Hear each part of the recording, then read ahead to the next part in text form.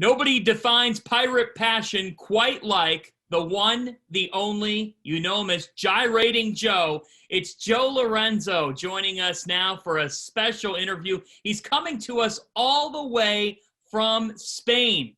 And Joe, I know that pirate pride, even though you're all the way over there in Spain, it has not left you. You're still a Seton Hall basketball follower, and a lot of the fans that are watching this interview know you from your 90s days. It's great to have you with us here today. Thanks for taking the time. First and foremost, the legend of Gyrating Joe. How did it begin?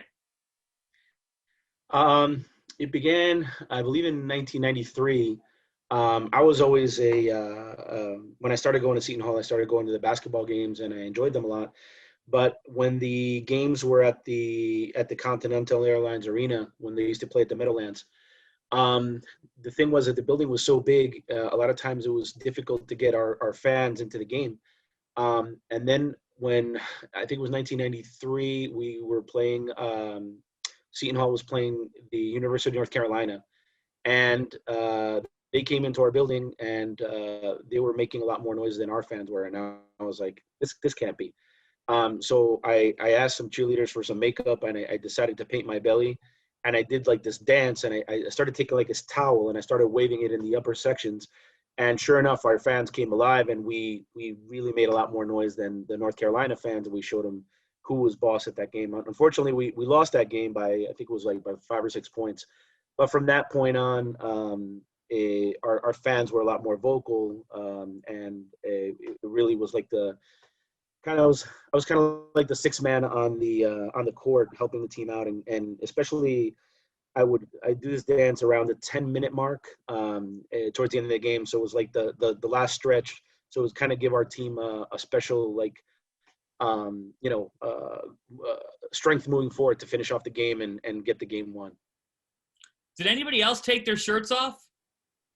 I think afterwards there was a couple fans that tried it and stuff, but I don't know, for some reason it didn't work out. And also in the beginning, it was the security guards used to give me a little bit of a hard time because there was a policy against that in the Meadowlands. But then I think the athletic department saw that it was actually a positive thing that I was doing, and to get people's attention. And they actually made an exception for me.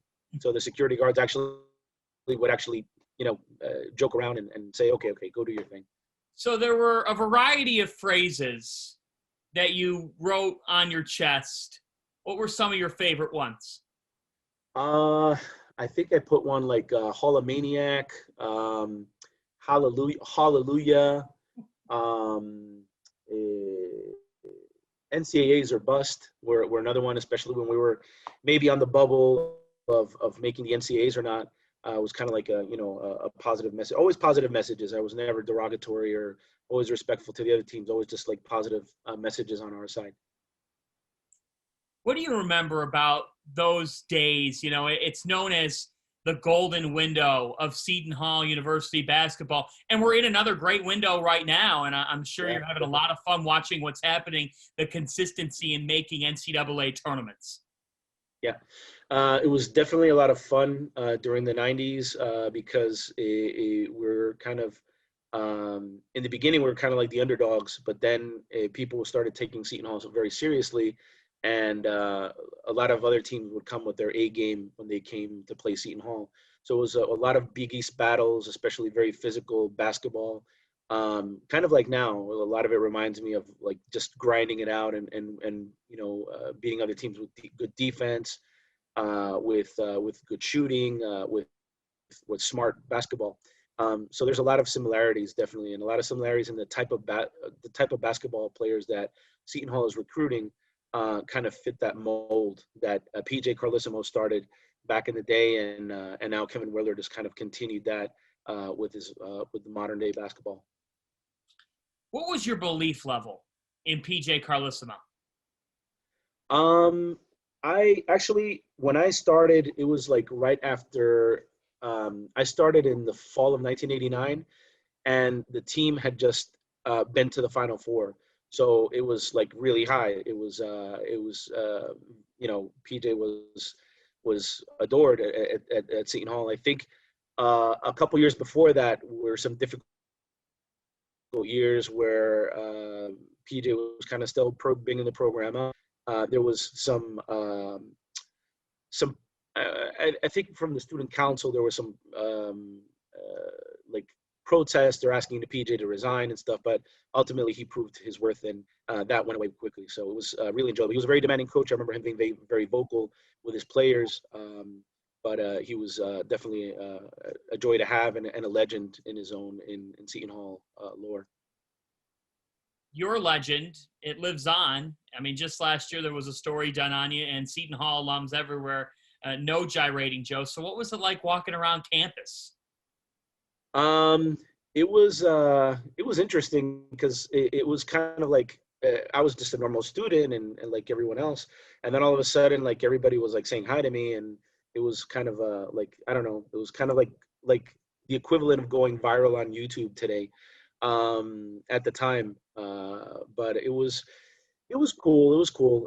It was, I think, more than anything, I didn't want to get caught up in the popularity of myself. I just wanted to channel those positive vibes towards the team, which they're the ones that really were working hard, and the coaches and the athletic staff.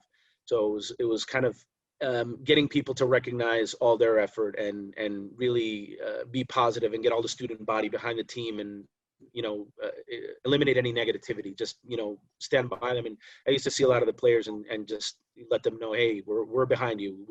We got your back. It is the 30-year anniversary of the 1990-91 Seton Hall Big East championship team. What a run that was. They ended up winning 12 of 13 games before bowing out in the Elite Eight. What do you remember, Joe, about that team in particular?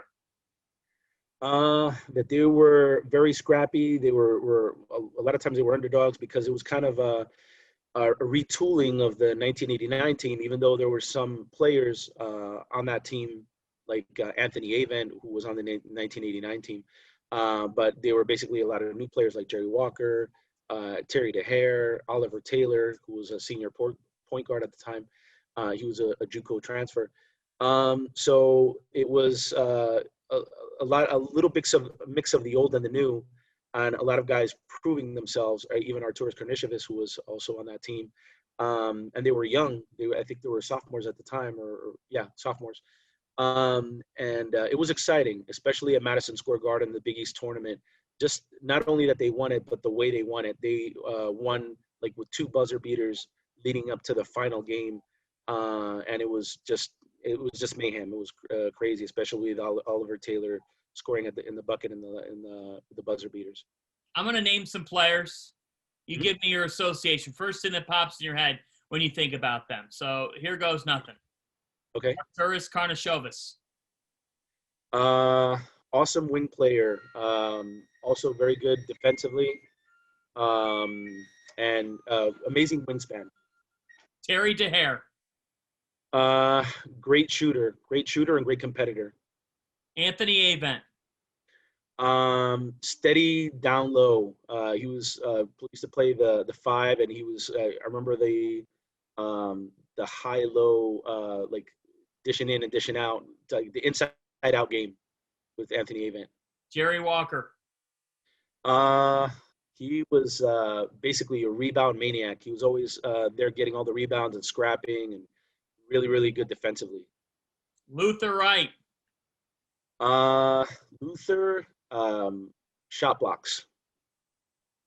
Amazing shot blocker. Amazing shot blocker. You think about Walker, Wright, the imposing forces on the interior of those Seton Hall teams. And we've actually seen that here in the recent years. Angel Delgado is the rebounding machine.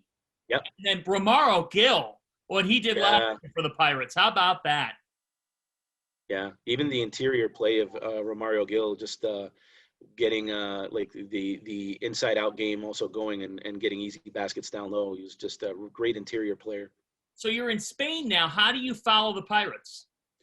I follow him on social media. I follow him on YouTube. I try to watch him as much as possible. Sometimes if there's a big game, I'll stay up at night because we're on a 6-hour difference. So it's a little hard going to work the next day. But especially like around NCAA time or Big East tournament time, I just can't go to sleep. Like I'll be looking at my mobile phone like every a couple minutes to see how the final score of a game is. So it's still Pirate basketball definitely still keeps me awake and keeps me alive.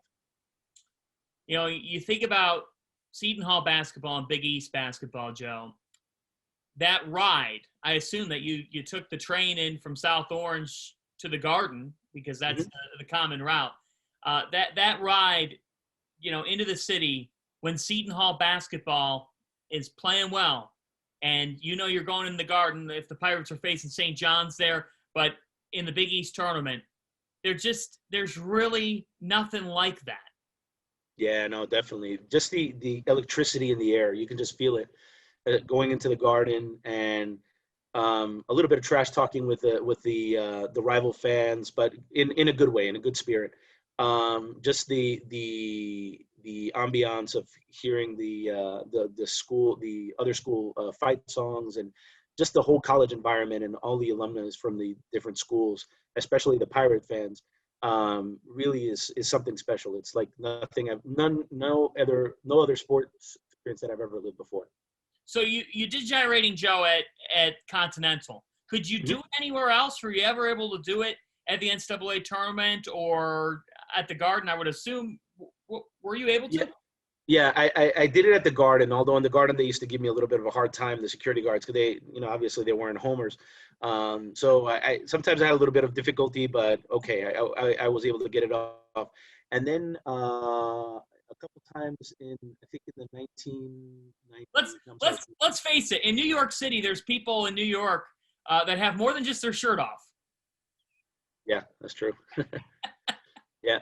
And in the 2000 Sweet 16, when Seton Hall played against Oklahoma State in the Carrier Dome, I was able to go there, and that was an awesome experience. I think it was like 33,000 people watching that game in the Carrier Dome. It was Seton Hall, Oklahoma State, and I think it was Florida against.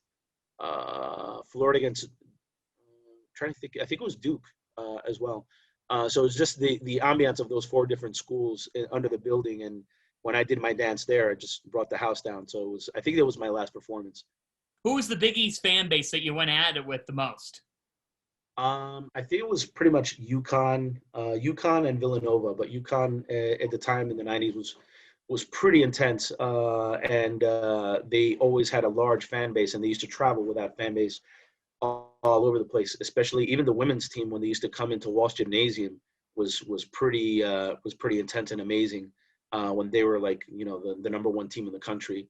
But yeah, UConn and I think Villanova, Georgetown also sometimes, but pretty much those two. Yeah, you were at school at a time when the women's program was really on the rise, ended up going to their first NCAA tournament back in 1994 and hosted a pair of tournament games. They beat Vermont and beat Texas. And I just think of Walsh Gym, Joe, that atmosphere when there are people in the house, man, is it tough to play. No, it was definitely a special environment there, and there was a lot of electricity. And it was just the players really appreciated all that fan support and that push to get them to win. What's your message to Seton Hall fans today? My message is to stay intense, stay positive. I've liked what I've seen from here, especially when they've sold out the Rock, the Prudential Center. Just that I see that fan base coming back, the intensity of the games and the fans really behind the team. And I see some of the commentaries from the players. I think they've also had some like fan favorites. I think they had like some guys dressed up as lobsters a couple years ago. Yes. They've had different type of that's great. I mean, I think that really gets people into the game, and the intensity is really, really back, and it's great to see. My only, I guess, wish is one of these years, hopefully I can go back during basketball season and maybe do a cameo or something and just enjoy that environment. I would have goosebumps. I would totally have goosebumps, even though I wasn't at Seton Hall back in those days. That would be a total throwback. And I want to hear from you now because it's going to happen. The program's trajectory is in a really good spot. When Seton Hall makes the second weekend of the NCAA tournament, when that does happen, when they get on a little run, and you can do a little bit of planning. I know you're going to try and do everything you can to try to get there, because I feel like they need Gyrating Joe's presence at some point in the madness of March. We'll see. We'll see. Hopefully we can pull it off. Fingers are crossed. Gyrating Joe, a legend in every sense of that word. Thanks so much for taking the time today. We really appreciate it. Okay. Thanks a lot. I appreciate it. Thanks for having me.